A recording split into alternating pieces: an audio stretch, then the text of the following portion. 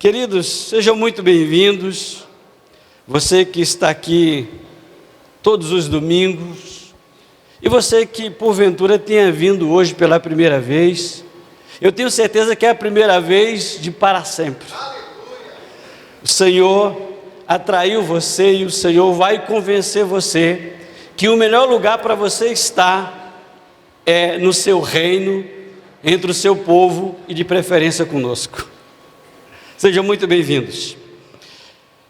Vamos ler o texto. Enquanto vocês estão em pé, para que eu não mande vocês assentar e depois levantar outra vez, nós vamos ler 1 Reis, capítulo 18.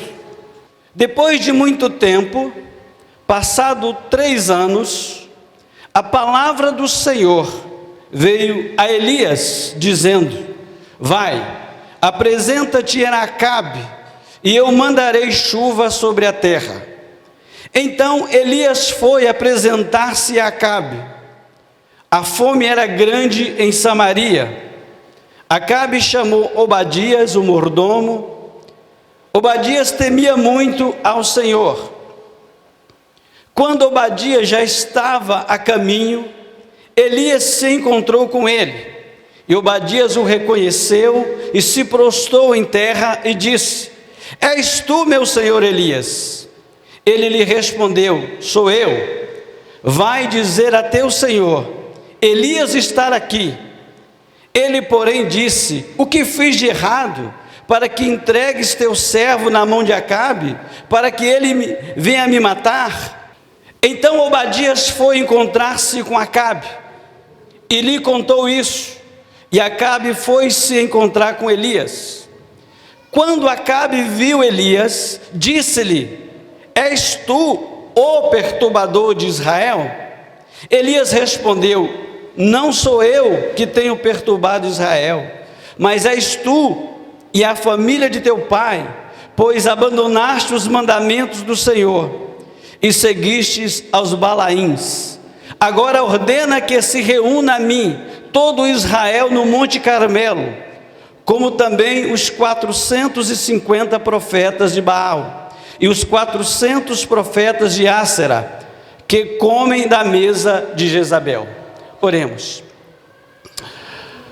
Senhor nosso Deus, toda honra, toda glória, todo louvor sejam dadas ao Senhor, porque tudo vem de Ti, tudo é Teu, inclusive toda esta gente são pessoas que foram compradas pelo precioso sangue de Jesus.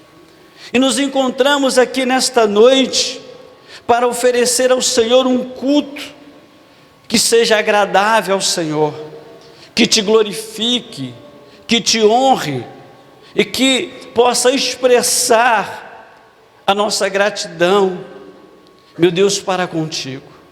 Mas, Senhor, nesta noite nós Te pedimos amorosamente que o Senhor fale conosco. Senhor, usa esse texto, Espírito Santo vivifique esse texto, Espírito Santo põe uma palavra viva, Espírito Santo transforma o tema, o assunto, essa série de mensagens que começou hoje, meu Deus, em mensagens poderosas como divisor de água, meu Deus, para esta igreja e através desta igreja, nesta cidade, neste município e por que não nesta nação. Meu Deus, que hoje seja, meu Deus, o início de uma caminhada próspera, de uma caminhada, meu Deus, conquistadora, meu Deus, de uma caminhada, Senhor, de um levante de homens e mulheres de Deus, na mesma unção, no mesmo espírito, na mesma ousadia que moveu Elias. Senhor, Elias não está mais aqui, mas tem muitos aqui que podem ser os Elias de hoje, tem muitas aqui que podem ser as Elisas de hoje. Por isso, Senhor, fala, Espírito Santo, usa a minha mente, me toma, Espírito Santo, compartilhe. Senhor, tem toda a autoridade, toda a ousadia, todo o direito, toda a liberdade de agir, de mover nesse lugar. Nós ansiamos, nós desejamos pela Tua presença. Manifesta a Tua glória, Senhor, a Tua glória poderosa, que milagres aconteçam nessa noite. Meu Deus, que mover poderoso aconteça nessa noite, para a glória do teu nome. Amém. Pode assentar, queridos. Então, como eu disse, para quem não estava de manhã e para quem estava, vai ouvir novamente. Nós começamos hoje uma série de mensagens baseadas no livro do pastor Marcelo Toschi, Você é a Resposta. E evidentemente que dentro desse assunto principal, há várias mensagens, há vários tópicos, há várias questões que serão tratadas nessa série de mensagens. Para que você não pense, poxa, então você vai falar sobre Você é a Resposta, eu ouvindo hoje já está bom, não. Porque quando nós falamos, por exemplo, quando nós estudamos sobre salvação, salvação é um tema amplo. Salvação não se resume apenas ao termo. Salvação você vai estudar, por exemplo, santificação, redenção, expiação e etc. E dentro desse assunto, desse tema geral, Você é a Resposta, baseado neste livro, nós vamos estar abordando com a graça de Deus, esperando ser tomado pelo Espírito Santo, o mesmo Espírito que inspirou o pastor Marcelo a escrever o livro, que inspirou-o a pregar, possa fazê-lo mesmo comigo e com vocês. Então onde estão os Elias desta geração? Onde estão os Elias desta geração? Talvez você diz, mas como seria Elias? Elias vestia assim assado. Elias foi tido como o maior dentre os profetas do Antigo Testamento. Eliahu, que quer dizer, o Senhor é meu Deus. O Senhor é seu Deus. O Senhor também é meu Deus.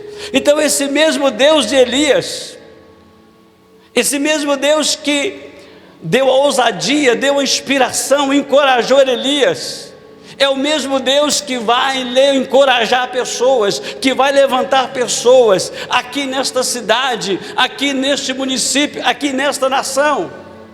E nós esperamos em Deus que seja a partir de nós. Não há nenhuma pretensão. Como nós estamos começando, nós temos que acreditar que nós somos os primeiros a responder ao chamado, a responder ao apelo que é feito pelo Espírito, a nos colocarmos como uma resposta de Deus. Queridos, nossa oração é para que o Espírito Santo influencie, transforme, faça diferença, para que nós sejamos a resposta de Deus nesta geração, e você esta pessoa. Não adianta você pensar, é fulano de tal, é fulana de tal. Não, é o Vitão. O Vitão é o cara, eu tenho certeza que ele é a resposta de Deus. Não adianta você pensar, não, é o Laércio, é a resposta de Deus lá para aquele bairro chamado Guanabara. Sim, Laércio é uma das respostas de Deus. Mas você, nós podemos ser, nós seremos a resposta de Deus nesta geração, ou para esta geração.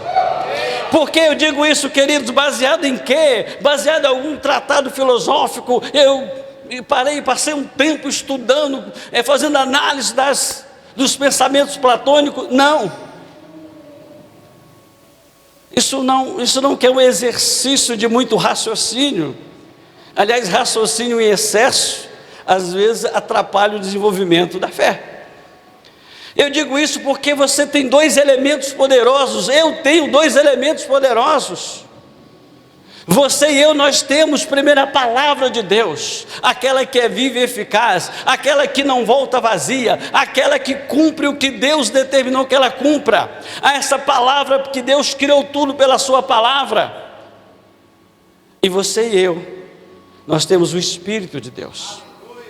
E esse Espírito de Deus é que nos move, esse Espírito de Deus é que nos dá a palavra, esse Espírito de Deus é que age através de nós no coração de outras pessoas, torna as nossas palavras, em palavras que tocam no coração, é esse Espírito que nos capacita, e esse Espírito que tem nos conduzido até hoje.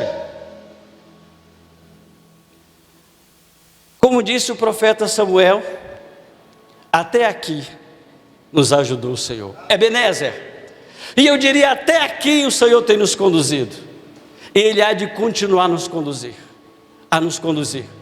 até aqui o Senhor tem te assistido, até aqui o Senhor tem sido o guarda ao seu lado. Sabe, eu gosto do Salmo 121, que diz, porque não dorme aquele que te guarda, o Senhor é o guarda das portas de Israel, Ele não dorme, Ele que capacita. Queridos, então se você tem a palavra de Deus, se você tem o Espírito Santo, não há desculpa para eu e você, para você não viver o sobrenatural, para Deus não fazer o exponencial através da minha vida, da sua vida, lá na sua célula, lá no seu trabalho, lá no bairro onde você mora, lá na sua vizinhança, enfim, aonde você tramita, onde quer que você pôr a planta dos seus pés, não há desculpa. Onde estão os Elias dessa geração? Qual seria a sua reação se estivesse no lugar de Elias, quando confrontado pelo rei? Se ouvíssemos a mesma pergunta, qual seria a nossa reação? Pensemos um pouco. Queridos, segundo o censo do IBGE, o número de evangélicos no país cresceu cerca de 61% em 10 anos. O último censo de 2010 disse que nós éramos 42.310.000 pessoas, ou seja, 22,2%. Há uma previsão de que em 2020 em diante nós seremos maioria. Mas a questão a se responder, se estamos crescendo tanto, se nossa fé em Jesus não consiste apenas em declarar em palavras uma religião, mas expressar em ações uma conduta dirigida pelo Espírito Santo que habita em nós. Então pergunto, por que os demais números de estatística não têm evoluído, não têm crescido? Falta a igreja tomar a sua posição, a igreja assumir o seu lugar como bênção para essa terra, como sal da terra, como luz do mundo, a igreja assumir sua autoridade profética, a igreja entender que a maior autoridade não é a autoridade governamental, a maior autoridade não é a autoridade policial, embora elas tenham sua autoridade civil e militar, mas a maior autoridade nessa terra é a igreja de Jesus, que tem autoridade na terra, mas tem muito mais ainda no mundo espiritual. Então falta isso.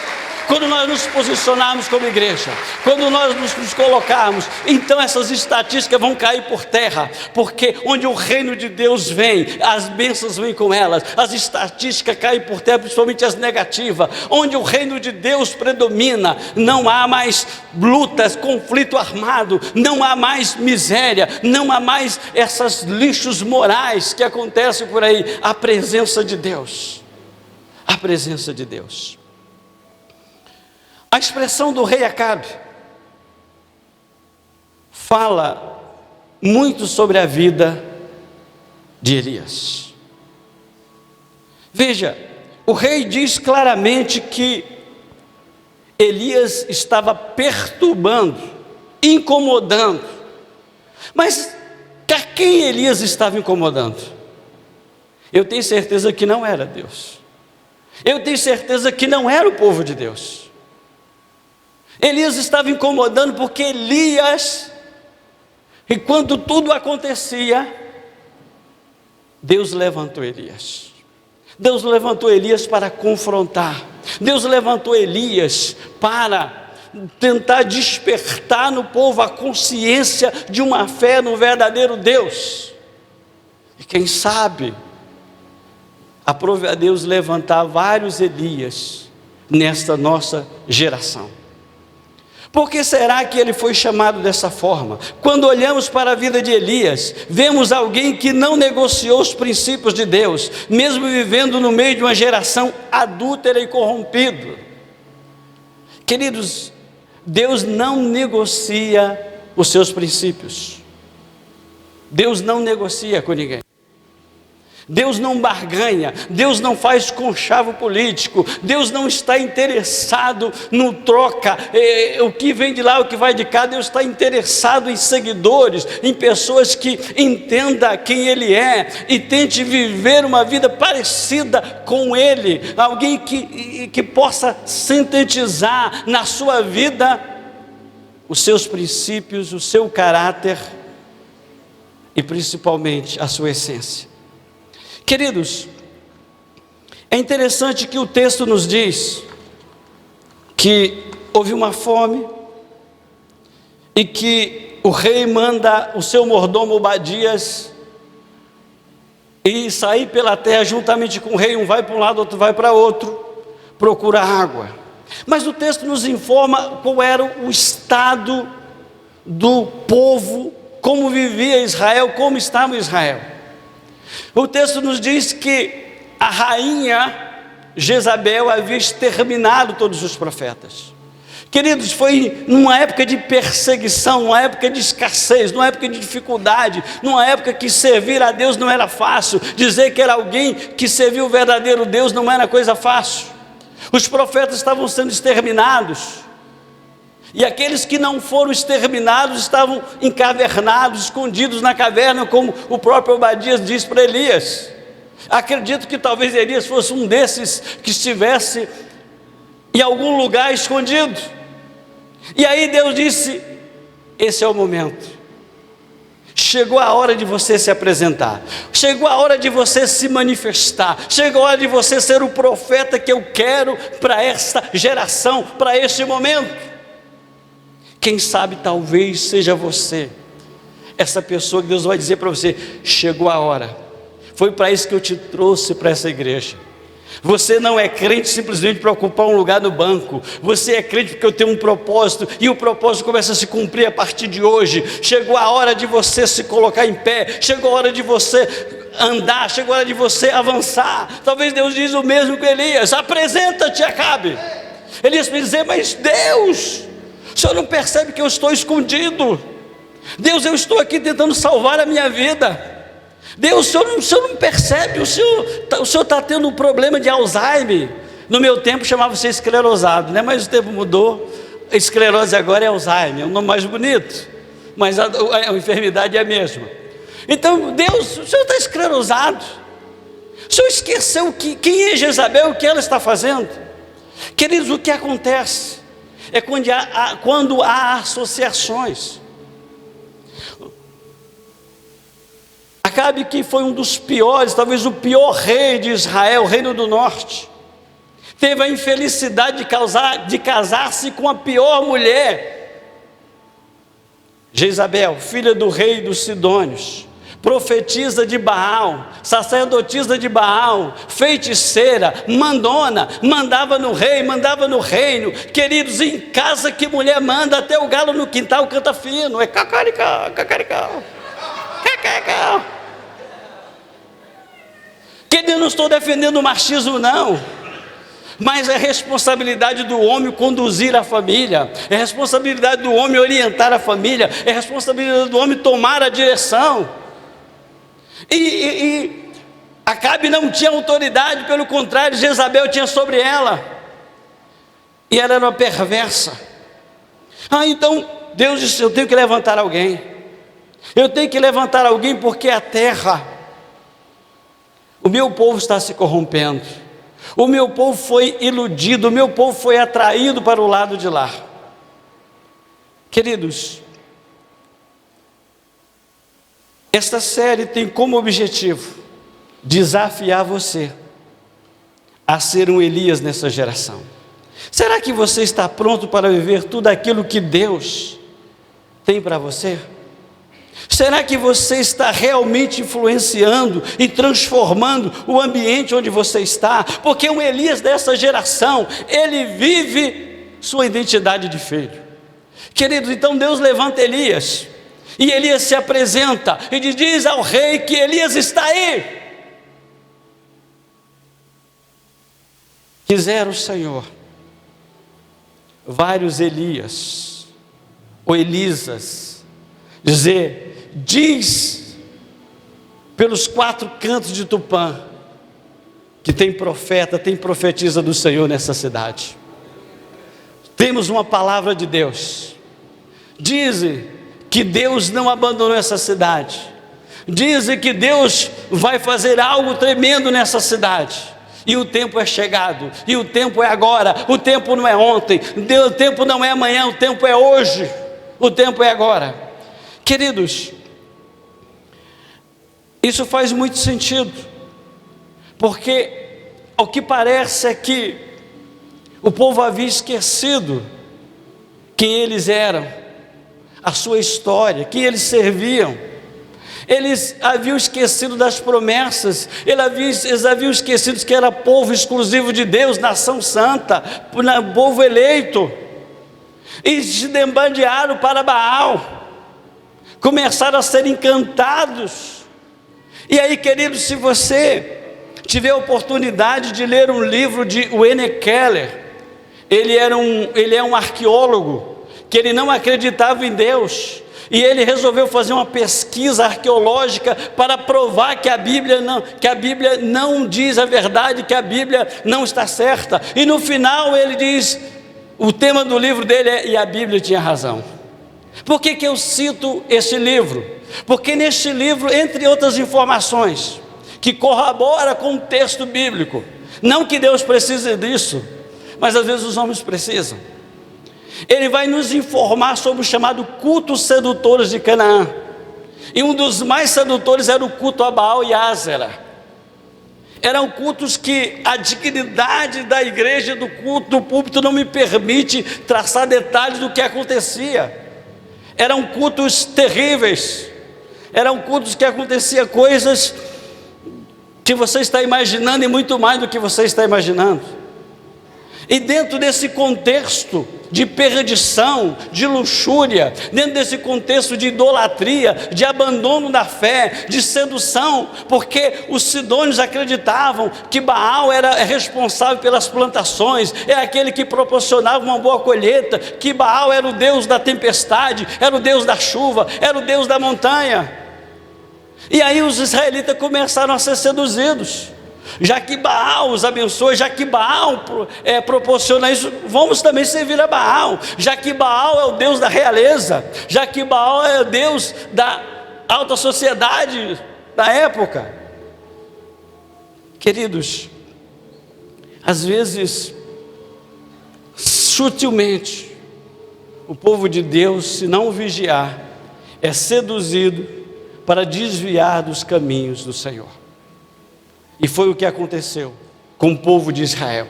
Então, dentro disso, Elias faz um desafio.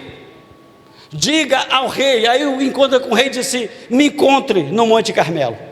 Me encontre no Monte Carmelo. Elias tinha convicção de quem ele era. Eu sou um profeta, eu sou um filho de Deus, eu sou boca de Deus nessa geração, eu não vou me calar. Deus me levantou e Deus vai mudar esse estado, Deus vai virar o jogo. E Deus não vira na prorrogação, não, Deus vira no tempo normal. Deus não ganha com gol de ouro, não, Deus ganha de goleada. Aí então ele desafia o povo, e quando ele desafia o povo lá, ele percebe o estado espiritual de desânimo, de incredulidade, de sedução, de envolvimento, de perdição que o povo estava. O povo havia esquecido que era de Deus.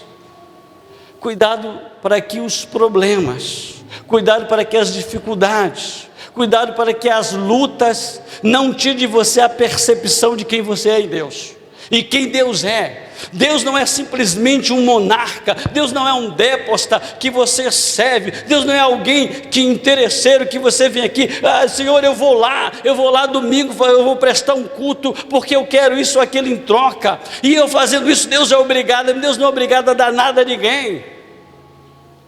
Ele dá porque Ele é bom, Ele dá porque Ele honra a sua palavra, Ele dá porque faz parte do caráter dEle. Então, queridos, o povo havia esquecido isso, essa identidade. E Elias entendeu que eles precisavam ser resgatada, eles precisavam viver essa identidade de filhos de Deus e comportar como tal. Por quê, querido? Porque filhos primeiro são herdeiros. Os bens dos pais, eu ainda não vi. Eu tive em vários velórios de pobre, de rico e de mais ou menos. Alguém que está ali num bloco intermediário, sabe? Não é nem rico e nem pobre, está ali. Pastor, por que não fala classe média, né? Ficaria mais bonito, menos complicado. Mas, querido, em nenhum dos velórios eu vi alguém chegar com os bens e colocar junto o caixão. Está aqui todo o dinheiro que você conquistou, está aqui tudo que você ganhou, está aqui todos os bens, está aqui toda a sua herança, você vai levar consigo para uma boa estadia para a eternidade.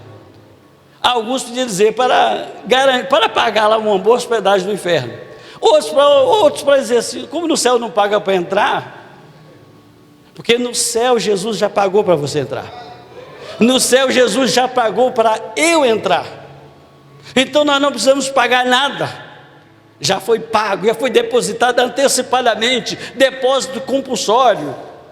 Ô Senhor, faz isso também, meu Deus, financeiramente. Deus, faz um depósito compulsório, torna isso em moeda, e quando eu chegar no banco, está lá um depósito compulsório, glória a Deus, mais do que já dou.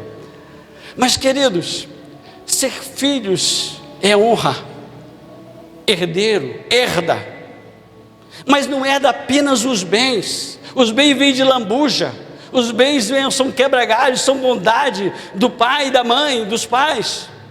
Herda principalmente tem o DNA, tem o caráter. O filho pensa, filho fala, filho age como pai, na maioria das vezes. Geralmente os filhos olham para os pais e ficam observando como se veste, como fala, o que pensa. Boa parte dos filhos quer ter a mesma profissão. Você já reparou que a maioria filhos de advogados são advogados? A maioria filhos de médicos são médicos? Não, pastor, mas é que são obrigados, o pai é que diz. Pode ser que uma coisa ou outra. Isso é influência. Isso é influência. Queridos, e eu espero em Deus, e falo isso com fé no coração, que todos os filhos de crente desejem ser crente, que todos os filhos de crente sejam crentes, porque o pai e a mãe são crentes, não porque vão para a igreja, não porque a mãe é carola, faz um cocô aqui, veste um saião e fica o tempo todo lá, não que o pai é extremista, isso e aquilo, mas porque vê Deus na vida dele e dela, atitudes falam. Felizes são os pais que vê os seus filhos crescer nos pés do Senhor, e na maioria das vezes isso acontece. Então, porque a identidade tem o DNA do pai, pensa, fala, age, porque são herdeiros, porque fazem parte, porque tem uma herança de sangue. Ah, mas Deus não tem sangue, e agora como é, pastor? Mas Deus tem espírito, Deus nos doou o seu espírito, e a Bíblia diz que o Espírito de Deus testifica com o nosso espírito que somos o que? Bastardos. É isso? Que somos de quem? De Deus. Isso quer dizer que quando Deus doou o seu Espírito a mim e a você, Deus nos tornou filhos legitimados, garantidos. Existe um carimbo no fórum celestial com o poder do sangue de Jesus, carimbado com o sangue de Jesus. E para entrar no céu, você entra porque o sangue está sobre a sua vida. Mas para viver na terra, eu e você precisa desse Espírito, esse Espírito que trabalha em nós, esse Espírito que nos capacita. Então esse Espírito que gera essa convicção de que somos filhos de Deus. Não tenho dúvidas da influência dos pais sobre a vida dos filhos. Provavelmente eles não tinham ideia que aquele bebê, referindo-se a Elias, iria impactar a história por causa de sua fé, mas tudo começou porque eles não se curvaram ao sistema, não se renderam ao politicamente correto, declararam suas identidades. Querido, cuidado com o politicamente correto. Há uma tendência muito grande do politicamente correto, há uma tendência muito grande de política de boa vizinhança. Política de boa vizinhança é bom o seguinte: eu respeito a crença da pessoa, a fé da pessoa, eu trato a pessoa com respeito, mas eu não concordo com a forma a forma que ela crê, é diferente. Respeitar não significa concordar, como discordar não significa desrespeitar. Então, queridos, eles entenderam isso. Elias chama lá para o Monte Carmelo. Mas você já parou para pensar por que foi no Monte Carmelo? Não podia ser em qualquer outro lugar. Primeiro porque Baal era tido como Deus da montanha, então vamos vencer ele no território dele. Vamos vencer o adversário na casa dele, no território dele. Segundo, o Monte Carmelo significa os vinhedos do Senhor. Carmelo significa vinhedos do Senhor. Então é lá, não é Baal. Baal não é Deus de lugar nenhum. Baal é inventado, é criado pela imaginação do povo. Queridos, e como é que o povo reconhece, reafirma a sua identidade de filho? Depois do grande desafio, que tudo acontece, que eu não vou narrar aqui, senão vou delongar, e você tem o texto, você conhece o texto. Finalmente, quando cai fogo do céu, você já parou para pensar por que Elias mandou colocar água no altar? Entre outras coisas, para que ninguém dissesse que era combustão. Uma época de seca. Ah não, foi uma combustão, está querendo enganar para a gente. Então põe água, enche de água, para saber que é Deus mesmo que está mandando, que Deus é o Deus do fogo, Deus é o Deus da água, Deus é o Deus da estação, Deus é o Deus do ontem, do hoje, do amanhã, Deus é o Deus da cura, Deus tem o domínio sobre tudo. Então, depois do grande efeito do poder da manifestação, que parecia uma coisa pirotécnica, mas não era, era milagre mesmo, era poder do céu. Quando cai o fogo do céu e desce sobre os gravetos, aí vem aquele raio, o fogo pega, o fogo começa a queimar, e o povo fica assim. Só o Senhor é Deus, só o Senhor é Deus, só o Senhor é Deus, só o Senhor é Deus, só o Senhor é Deus, só o Senhor é Deus.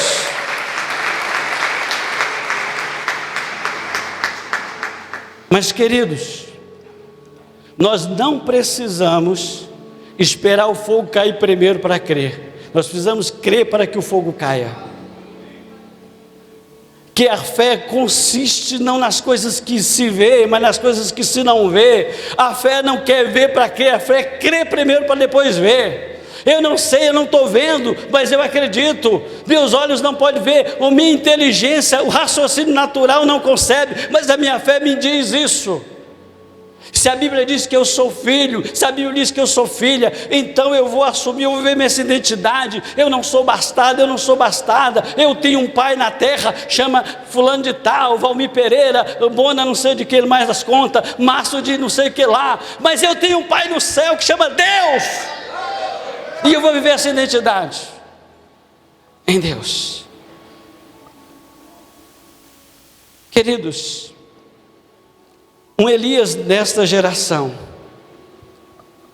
ele não só apenas vive o chamado de filho, ele não só vive essa condição de filho, mas um Elias dessa geração é alguém que reconhece o seu chamado. Você reconhece que Deus chamou você? Porque quando Deus disse a Elias, vai e apresenta-te a Acabe, ele não questionou. Ela disse, não, Deus, não mande eu não, Deus tem 100, conte aí, tem 100 encavernados, então vai lá primeiro ver se ninguém quer mais alguém quer ir. Se porventura ninguém for, aí o jeito que tem eu ir. Não, ele não questionou, Senhor, sou eu, Senhor, então é comigo mesmo que o Senhor conta, eu sou esse homem. Ele reconhece, os Elias dessa geração reconhecem o seu chamado. Queridos, eu já ouvi pessoas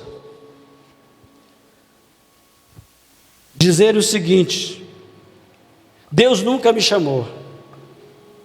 E eu assim, carinhosamente, educadamente, eu digo: você nunca escutou, você nunca leu a Bíblia. Porque se você ler a Bíblia, eu leio a Bíblia com atenção, porque se você leu a Bíblia com atenção, se você escutou, Deus está te chamando sempre.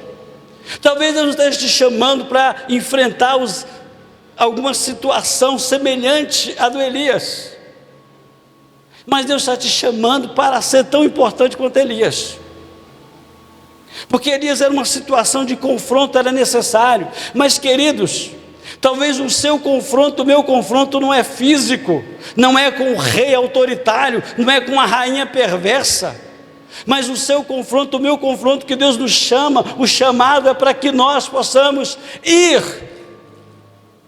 ao encontro daquela pessoa que andou com você na fé, que você conhece, que já não está andando mais. Talvez o chamado de Deus para a sua vida não é para que você vá para outro país, outra nação, mas talvez que você vá na sua vizinhança, do outro lado da rua, e fale de Jesus, fale do amor de Deus para essa pessoa. Talvez que você saiba que uma pessoa está doente, está acamada, e nenhum tratamento resolve. Você diz: então, se não resolve não, porque faltou o médico dos médicos operar na vida dessa pessoa, vou lá orar por ela. Talvez falta isso. Então Deus está chamando os Elias dessa geração. Reconhece o seu chamado. Deus tem chamado pessoas para expandir o seu reino. Você tem um chamado, e um chamado implica numa missão. Qual é a sua missão? Eu não sei, eu sei qual é a minha, mas eu sei que todos têm uma missão. Qual é a sua missão? Deus te chamou para fazer alguma coisa. Deus te colocou no reino para ser útil em alguma coisa. Deus não te colocou no reino para ser mais um. Deus não te colocou para melhorar a estatística. Deus vai dizer: olha, está vendo lá, olha, mais um, mais um, mais um. Não, não é mais um. É um filho, é uma filha. É alguém importante para mim, é alguém que eu vou usar, é alguém que vai fazer diferença, é alguém que vai fazer um rebuliço, é alguém que eu vou manifestar a minha glória. Eu tenho um chamado, eu tenho uma missão na vida dele, eu tenho uma missão na vida dela. Queridos, Romanos 8,19 diz: a natureza aguarda, espera, anseia, com grande expectativa, que os filhos de Deus se revelam, e levante-se e vivam como filhos de Deus. O mundo está esperando que a igreja, aliás, queridos, eu fiquei tão feliz da vida, eu fiquei tão feliz que o ano passado, pela primeira vez na história, desde 94 que eu passei que o Senhor me converteu, então de 94 para cá faz algum tempinho, não faz as contas não que você não vai chegar, é muito tempo. Então de 94 para cá, pela primeira vez, eu presenciei a igreja tomando uma posição, a igreja deixando de ser omissa, a igreja deixando: isso não é conosco, a gente não tem nada a ver com isso, e as coisas, finalmente a igreja se posicionou como tal, como pessoa que vive na sociedade. É claro que eu estou falando da igreja, não da igreja organização, da igreja organismo. Estou falando de eu e você como membro, como pessoa na sociedade. Então nós nos levantamos, nós nos posicionamos. Mas queridos, há muitas questões que precisa que nós nos levantemos. Há outras questões que esperam que os filhos de Deus se levantem, as pessoas que têm um chamado, se levante, se disponha a fazer. E essa pessoa é você, essa pessoa pode ser eu. Querido, a palavra perturbador deveria nos trazer uma inconformidade. Querido, será que estamos realmente sendo perturbadores dos padrões do mundo? Com relação aos padrões que o mundo impõe, estamos sendo um referencial do padrão do céu na terra, ou estamos permitindo que eles nos moldem? Não, que está tudo bem, todo mundo aceita, então eu também vou aceitar. Eu creio que a maioria aqui, ou todos sabem, que o STF aprovou crime de homofobia como racismo. Isso significa que, a partir disso, pastores podem ser presos se simplesmente pregar o texto que a Bíblia diz. Se você pegar, por exemplo, Levítico, e vai ler: com homem tu não deitarás, isso é abominação, está lá na Bíblia. Se falar contra isso, e alguém resolver ir na justiça, será processado e pode ser preso. Mas, queridos, aí é que precisa dos Elias e dos Pedros. Mais importa é ouvir a Deus do que a homens. Mais importa é servir a Deus do que a homens.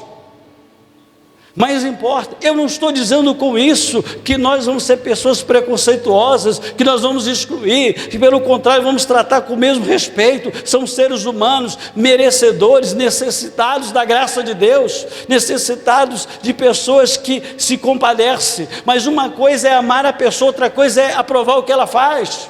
Deus ama as pessoas, mas não aprova as coisas que elas fazem, na maioria das vezes. O fato de Deus amar a pessoa não significa que Deus aprova a conduta.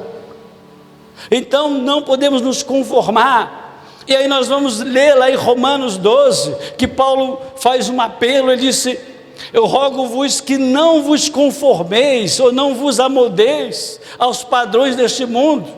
O que estava acontecendo de Roma? Entre outras coisas, tinha um culto ao imperador. Tinha queimar incenso à imagem do imperador, ao gênio do imperador. Teve um dos imperadores chamado Diocleciano, que na presença dele, as pessoas tinham que ir, colocar a testa no chão e sair de costa, que não podia virar as costas para ele, porque era divino. Ele era divino. Então, o que estava acontecendo? Roma estava acontecendo cultos, coisas que pervertiam a fé. Aí Paulo faz um apelo: apesar de toda a perseguição que vocês sofrem, apesar do risco que vocês correm, não se amolde, não se curve, não se misture, não se deixe levar, não concorde, não vivam nesses padrões, porque os nossos padrões são outros. A vara que nos mede, a fita que nos mede é outra. Não se amolde. Quando os apóstolos chegam em Tessalônica, o texto diz que eles pregam, Paulo e Silas, atraem pessoas, a cidade toda começa a se chegar a eles. Então há um levante promovido pelos terroristas judaicos, começa a influenciar, instigar as multidões contra ele, e Paulo é chotado de Tessalônica. Mas a frase diz o seguinte: esses que têm transtornado o mundo chegou até aqui, ou chegou até nós. Mas de que forma eles têm transtornado o mundo? Com o evangelho, pregando a salvação, pregando libertação, pregando a cura e realizando cura em nome de Jesus. Esse era o grande transtorno, que se levante nessa geração homens e mulheres de Deus com essa autoridade, com essa unção, de enquanto prega, o Espírito age, pessoas sejam libertas, cadeias sejam quebradas, enfermos sejam curados. Esses que têm transtornado o mundo chegaram até nós. O Espírito de Deus quer levantar perturbadores que vão promover mudanças, milagres, edificação, transformação de vida. Deus não te escolhe por o que você faz. Deus te escolhe, Deus te escolheu pelo que você é. Deus não está interessado no que você tem. Senhor, eu trabalho em tal lugar, eu sou o chefe do chefe. Senhor, eu sou a pessoa que o Senhor deve me escolher. Se o Senhor não me escolher, não vai escolher mais ninguém. Deus escolhe você por quem você é. Deus não está olhando o que você faz, nem o que você tem. Deus está olhando o que você é. Deus olha você de dentro para fora. É quem você é que Deus quer usar. Deus quer fazer de você um instrumento. Deus não o que você faz. Às vezes o que você faz conta pela posição que você está de influência. Deus pode lhe usar, mas essa não é o critério de Deus. Deus escolhe pelo que você é. Você tem honrado o chamado de Deus, usado aquilo que Ele tem colocado em suas mãos. O que Ele colocou em minhas mãos? Uma honra de ser testemunha, de ser portador da mensagem, portadora da mensagem. Deus colocou em suas mãos uma obra que anjos queriam fazer, mas Deus disse: não, quem vai fazer é meus filhos, quem vai fazer são eles. Deus tem colocado nas suas mãos, Deus tem equipado a sua igreja para isso. Queridos, um Elias dessa geração gera uma santa inconformidade com o que está errado. O que estava acontecendo em Israel? Uma completa perversão. Não havia mais culto ao verdadeiro Deus, não havia mais busca de Deus, o templo não existia mais, havia muitos altares a deuses, e o principal dele, Baal. Havia uma perversão, uma perversidade, uma perversão não somente espiritual, mas também moral. E nesse meio, nesse contexto, Elias, ele acha que ele é o único que está inconformado. Talvez dizer: Senhor, eu estou inconformado. Senhor, eu não consigo olhar para o que está acontecendo e achar que está tudo certinho. Deus, eu não consigo concordar, eu não consigo entender porque o teu povo tomou esse rumo. Deus, o que aconteceu com o povo de Israel? Deus, eu sou o único. E ele diz isso: mataram todos os outros, só sobrou eu. E agora quero tirar a minha vida. E a resposta de Deus é: eu conservei 7.000 em Israel, que não se curvaram diante de Baal e não o beijaram. Deus tem conservado quantos aqui nessa cidade de Tupã, que não tem se curvado, que não tem se amoldado, que não tem se conformado, pelo contrário, tem gerado, tem sido uma inconformidade com aquilo que entende que está errado. Saiba que eu e você talvez não somos os únicos. Talvez você pense como Elias: eu sou o único inconformado. Não confunda inconformado com revoltado, são duas coisas diferentes. Tem gente que é revoltada com coisas sem motivo algum. Inconformado é com uma coisa que eu não concordo. Eu sei que está errado, eu não concordo, eu não participo daquilo de forma alguma, e eu protesto, e eu falo, e eu confronto, e eu proclamo. Era isso que estava acontecendo. É isso que está acontecendo. Os inconformados com uma vida como ela é, segundo os textos de Nelson Rodrigues, que passavam no programa de domingo à noite, programa dominical, a vida como ela é que a sociedade diz, não como Deus quer que ela seja. Então não é por aí. A vida é como Deus determinou, pelo menos para nós. E nós não podemos nos conformar com esse estado, com essa adoração de deuses. Nós não podemos conformar que a majestade de Deus seja desonrada. Nós não podemos conformar, nós temos que ter essa inquietação no nosso espírito e orar e esforçar para que Deus faça alguma coisa, para que alguma coisa muda. Nós não podemos nos conformar com o estado de corrupção que chegou ao nosso país. E para isso nós temos orado e também temos agido. E se continuar, nós continuaremos orando. Nós não podemos ter corrupto de estimação, como não podemos ter pecadinho de estimação. Então nós temos que ir inconformados com essas coisas. E o povo brasileiro deu um recado de inconformidade com o estado de corrupção no meio político e empresarial. Mas o povo cristão deve ser inconformado com outras coisas além disso.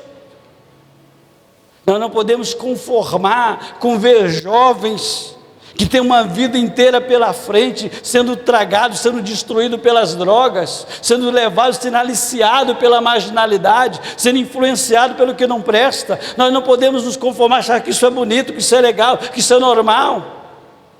Pode ser normal para ele, por meio que ele vive, mas não é normal para mim e para você, que somos servos, que somos filhos de Deus.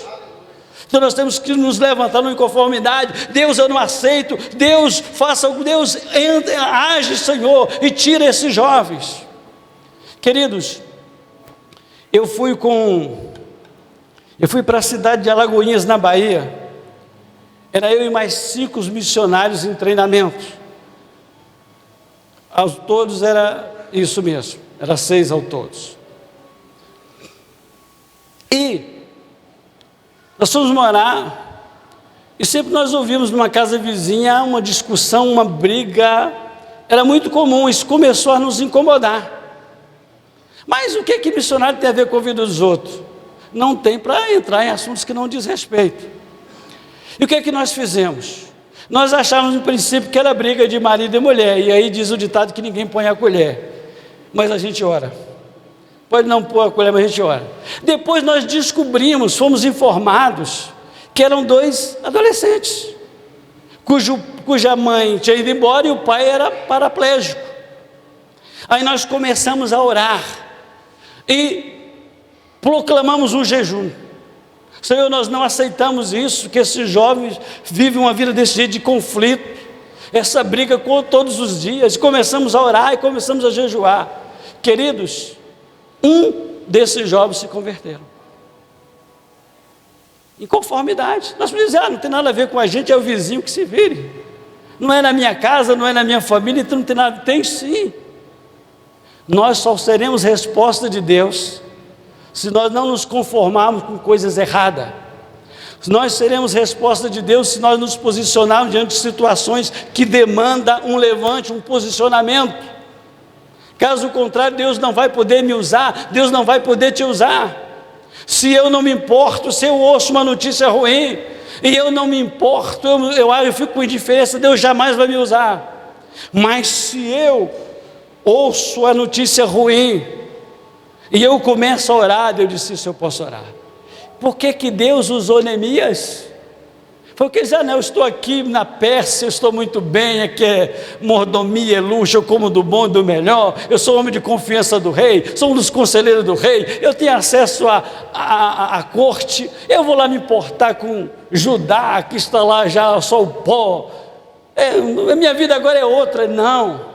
Neemias, quando soube a má notícia, ele diz que ele se assentou, chorou e depois ele orou e agiu. Essas são as pessoas inconformadas. Ela ouve uma notícia ruim, ela ora, ela reage e Deus usa ela. Queridos, os Elias dessa geração são agentes ativos na transformação do mundo.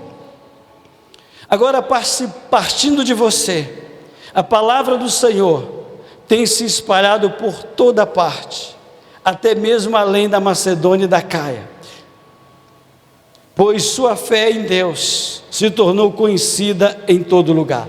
Isso é Paulo referindo à igreja de Tessalônica. Ele louva a igreja, porque a igreja de Tessalônica foi uma igreja que permaneceu viva e ativa. Uma igreja viva é uma igreja ativa. Uma igreja que não é ativa, ela é uma igreja morta. Um crente precisa ser ativo no mundo espiritual e também no mundo físico. No mundo espiritual a gente coloca nas mãos de Deus, a gente guerreia para que Deus faça aquilo que nós não podemos fazer. Ou nos colocamos, Deus, eu quero fazer alguma coisa, Deus me usa.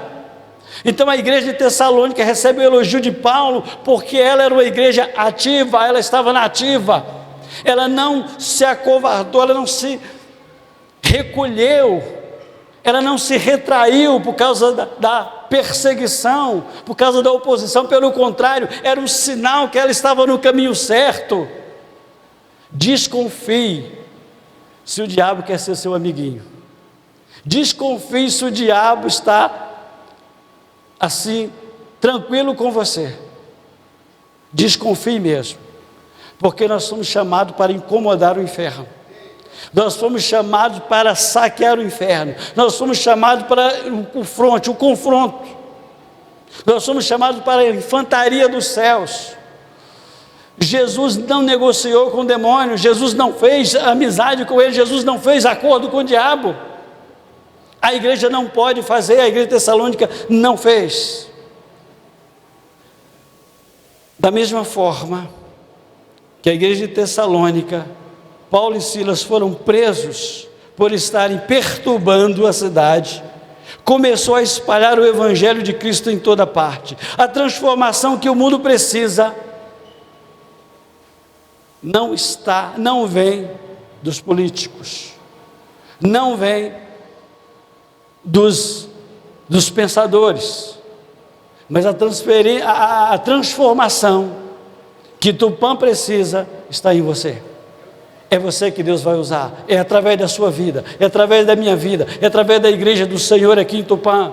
A transformação que o mundo precisa está nas mãos, no poder, na autoridade da igreja. Ela é o sal da terra, ela é a luz do mundo, ela é a voz de Deus nessa geração, ela é que se levanta. O que você faz hoje deixa um legado para amanhã. Levante-se hoje mesmo para influenciar, transformar o ambiente e o meio que você vive, sua escola, sua faculdade, no seu trabalho. É lá nesse contexto que você está. Não pense que eu e você somos agentes de transformação só vivendo no ambiente igrejeiro. Não, aqui dentro está muito bom. Não façamos como os apóstolos: Senhor, está muito bom aqui, quer que fiquemos aqui? Se permanecemos mais um tempinho aqui. Senhor, aqui os fariseus não vêm. Senhor, aqui está tudo ótimo. Não vamos, importa ir adiante. Queridos, você já reparou? Você já parou para pensar que está aumentando o número dos desigrejados? Que é isso, pastor? Aquelas pessoas que dizem: eu sou crente, mas eu não tenho igreja e não preciso da igreja. Se você conhece algum crente fora da igreja e que permanece firme na fé, eu gostaria de conhecer. Crente, não existe crente desigrejado, porque a igreja é o corpo e o crente é o membro. Querido, a igreja precisa do membro, mas o membro precisa mais da igreja. Como assim? Queridos, você já viu um membro funcionar fora do corpo? Corte um dos seus membros, corte a sua língua e vê se você fala. Se você cortar a língua e ela continuar funcionando, eu dou meus parabéns, meus pêsames, aliás, porque não vai funcionar. O seu corpo precisa da sua língua para o paladar, para que você possa degustar aquela comida deliciosa que a sua esposa ou a sua mãe faz. Ou então na casa da sogra. Como é bom almoçar na casa da sogra, sabe? Certo? É bom quem tem sogra e os dois lados perto, né? Que um domingo eu vou para lá, domingo eu vou para cá, entendeu? Hoje domingo eu almocei na casa da sogra da minha mulher, amanhã eu vou almoçar na casa da minha sogra, no domingo que vem. Isso é muito bom. Mas queridos, o membro ele precisa estar ligado ao corpo. Fora do corpo ele não funciona, ele não tem vida. Os crentes desigrejados, ele pode ser tudo menos um discípulo de Jesus, porque precisa do corpo. E eu não estou falando da igreja institucional, estou falando da igreja corpo. Nós precisamos, por isso que nós nos reunimos aqui domingo, é por isso que nós reunimos domingo de manhã, domingo de noite, terça-feira, quarta, quinta, sábado, sei lá que dia a sua célula funciona. Enfim, por quê? Alimento para a fé, fortalecimento dos membros, edificação do corpo. É por isso que nós precisamos beber e comer. Se você não beber, seus rins vão parar de funcionar em breve. Se você parar de beber água, estou falando água, pelo amor de Deus, não é cachaça não é cerveja, nem vinho é, embora Paulo recomenda a Timóteo: tome vinho por causa da úlcera, esse é outro contexto. Eu estou falando beber para que fique bem claro, beber água.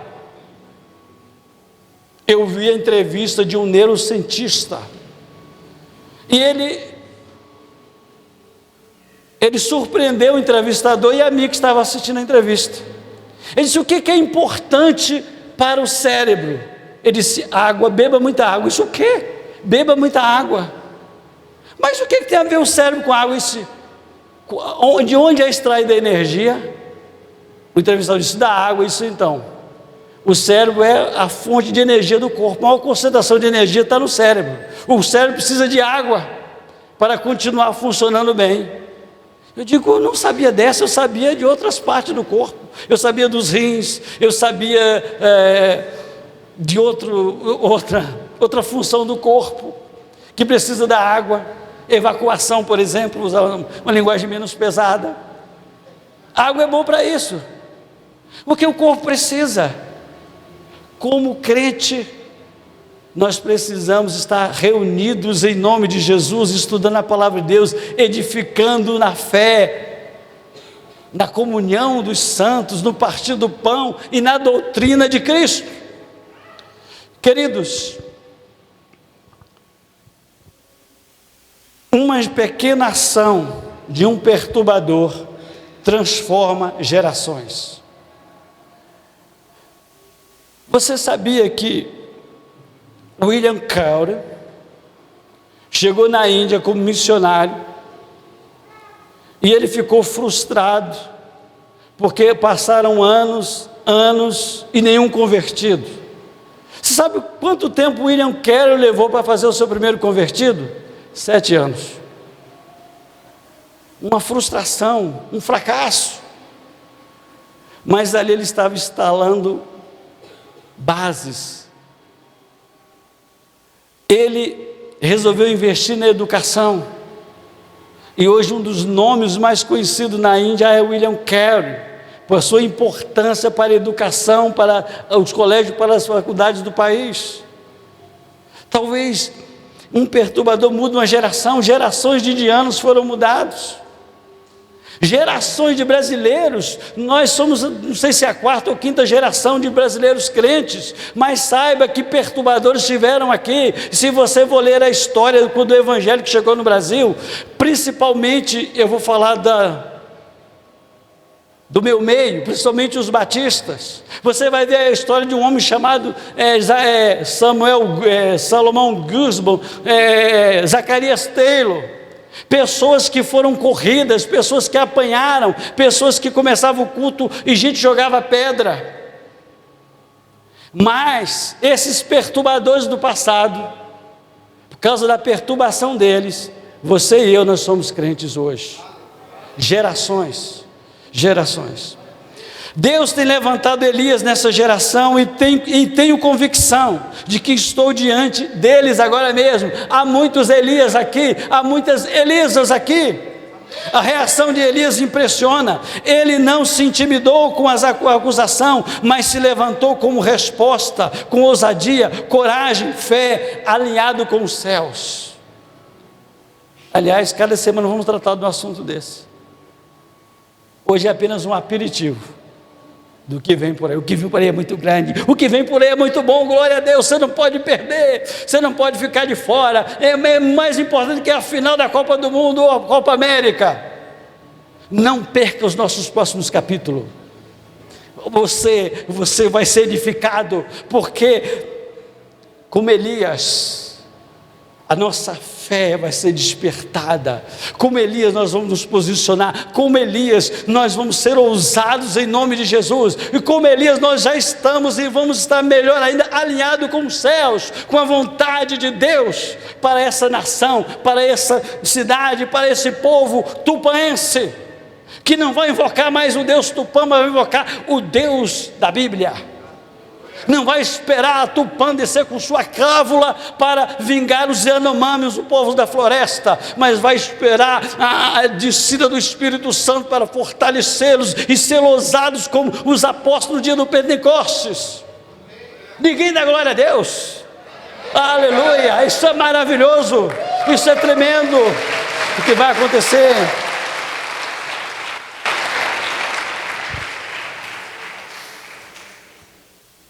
Receba a sua identidade de filho amado. Este é o ponto inicial. E você, pastor, eu estou vindo pela primeira vez, me trouxeram aqui, eu quero estar nessa, eu quero me tornar um filho de Deus, eu quero assumir essa identidade. O que eu faço para tornar um filho de Deus? Entregue a sua vida a Jesus, tenha Ele como seu Senhor e Salvador, e você se tornará um filho de Deus, e o Espírito Santo vai começar a agir na sua vida, e vai usar você a ser um Elias ou uma Elisa desta geração. Nas próximas semanas, continuaremos nossa jornada, mas tenha uma certeza absoluta: você é a resposta de Deus para os dias de hoje. Você é a resposta de Deus. E a minha pergunta é, nós começamos algumas perguntas, fizemos algumas perguntas, e a pergunta é: onde estava Elias quando Jezabel dizimava os profetas do Senhor? A pergunta é: sou eu um Elias para os dias de hoje? Onde estão os Elias de hoje? Onde estão as Elisas de hoje? Eu ia quase assassinar um português. Obrigado, Espírito Santo. Onde estão? Não é onde estava Elias. Ele apareceu no tempo certo, ele estava encavernado, mas ele saiu da caverna, ele saiu do esconderijo, e ele se apresentou. Você vai se apresentar: Senhor, eu quero ser a resposta. Senhor, eu estou aqui. Senhor, eis-me aqui. Faça como Isaías: Senhor, eis-me aqui para ser a tua resposta nessa geração. Senhor, eu quero ver a mudança. Senhor, em nome de Jesus, eu quero ser um instrumento para acabar com o tráfico de drogas em Tupã. Senhor, eu quero ser um instrumento, a resposta tua para aqueles que estão se destruindo, estão com o fígado acabado, com a cirrose por causa do alcoolismo. Senhor, eu quero ser a resposta para os desesperançados, para os que não têm mais sonhos, para os que não têm mais esperança na vida. Senhor, eu quero ser a resposta para aqueles que estão desistindo da vida, aqueles que acham que o suicídio é o melhor caminho. Eu quero dizer que a vida é em Cristo. Se você é essa pessoa, põe-se de pé. Ei, querido, onde você está nesse instante? Assuma a sua identidade. Filho poderoso do Senhor. Através da nossa vida, os rios de água viva do Senhor fluirão sobre essa cidade. Onde há o povo do Senhor, ali há vida, esperança. Ei, você é missionário, há uma missão do Senhor sobre a sua vida. Assim como houve um Elias lá no passado, você é chamado nessa noite a ser o Elias. O Elias lá na sua empresa onde você trabalha. Enquanto todos vão dizer assim: não tem jeito, não vai acontecer, você vai se levantar e dizer assim: ei, eu sou lá da igreja do tem jeito sim. Lá no seu casamento, na sua casa, na sua família, onde todo mundo diz assim: não vai acontecer, não vai se recuperar, não vai mudar. Nós somos a boca profética do Senhor, que diz assim: ei, tem jeito sim, vai acontecer, vai mudar, vai se transformar. Pai Todo-Poderoso, visita a tua igreja nesse instante. Vem com o teu poder, vem com o teu poder, a unção do teu Espírito Santo sobre o teu povo nesse instante, Pai. Nós nos posicionamos, nós nos colocamos diante do Senhor e dizemos: eis-me aqui, envia-me a mim, eu quero ir. Ei, lá em casa vai ter um profeta do Senhor, Pai, porque o Senhor está nos enviando, Pai. Clamamos, sabemos que o Senhor tem mais para Tupã, tem mais para as famílias de Tupã, tem mais para as nossas casas, tem mais para as nossas famílias, Pai. Vem com teu poder. E se havia uma pergunta: onde estão os Elias dessa geração? Eles estão aqui, elas estão aqui. Homens, mulheres poderosas no Senhor, que vão mover o sobrenatural, Pai. Ei, Deus, abre o Rio Jordão, Pai, abre o Mar Vermelho diante de nós. Aquilo que parecia impossível vai se tornar possível, Pai. Nós confiamos em Ti, nos posicionamos. Pai, nós não teremos medo de desagradar aqueles que vivem no pecado, aqueles que vivem longe do Senhor. Eles serão impactados pela vida do povo de Deus aqui, Pai. E eles vão falar: há algo diferente em você. A sua presença, a luz do Senhor brilhando na sua vida e mostrando aquilo que está errado em mim, me incomoda. E você vai falar assim: ei querido, é para te incomodar, mas para dizer para você assim: você pode viver uma vida diferente. Pai, traz transformação, mova mesmo sobrenatural na tua igreja. É noite de mudança, é o primeiro passo de uma jornada em que a tua igreja se colocará nessa cidade, sendo a resposta do Senhor para aquilo que essa cidade pede. Pede vida, pede esperança, pede o novo de Deus, pede um emprego, pede recurso financeiro, pede saúde. Nós somos a resposta do Senhor. Somos os Elias, as Elias do Senhor dessa geração. Visita o teu povo, muda essa cidade, Pai. Começa já, que a onda de avivamento do Senhor comece. Assim como um dia, lá, houve a celebração daquela Páscoa, em que o povo de Israel veio até o templo celebrar a Páscoa depois de muitos anos, e ao sair dali, uma onda de avivamento aconteceu, e todos os altares, tudo aquilo que desagradava ao Senhor que tinha no meio do caminho, foi derrubado, foi destruído, foi quebrado. Que a onda de avivamento do Senhor comece a fluir daqui, Pai, saindo desse lugar, impactando casas, trabalhos, essa cidade, para a honra e glória do teu nome nós oramos, Pai. Amém e amém, Deus.